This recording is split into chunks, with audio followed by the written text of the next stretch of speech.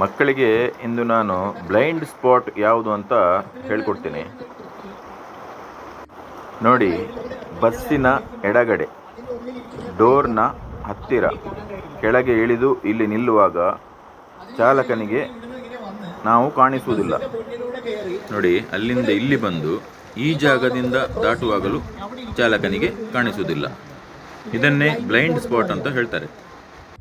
ಆದ್ದರಿಂದ ಯಾವುದೇ ಕಾರಣಕ್ಕೂ ಬಸ್ಸಿನ ಎಡಭಾಗದಿಂದ ಬಲಭಾಗಕ್ಕೆ ಬರುವ ಮಗು ಚಾಲಕನಿಗೆ ಕಾಣಿಸುವುದಿಲ್ಲ. ಬಸ್ಸಿನ ಮುಂದುಗಡೆಯಿಂದ ಯಾವತ್ತೂ ನೀವು ಈ ರೀತಿ ದಾಟಲು ಪ್ರಯತ್ನ ಪಡಬಾರದು. ಮೊನ್ನೆ ದಿನದ ಅಪಘಾತದ ಭೀಕರತೆ ಹಾಗಿತ್ತು. ಚಾಲಕ ಗಮನಿಸಿರಲಿಲ್ಲ. ಬಸ್ ಮಗುವಿಗೆ ಡಿಕ್ಕಿ ಹೊಡೆದು ಮುಂದಿನ ಚಕ್ರ ಮಗುವಿನ ಮೇಲೆ ಹರಿದಿತ್ತು. ಅದು ಮಾತ್ರವಲ್ಲ, ಹಿಂದಿನ ಚಕ್ರ ಕೂಡ ಮಗುವಿನ ಮೇಲೆ ಹತ್ತಿದಾಗ ಚಾಲಕನಿಗೆ ಅರಿವಾಗುತ್ತದೆ. ಆದ್ದರಿಂದ ಈ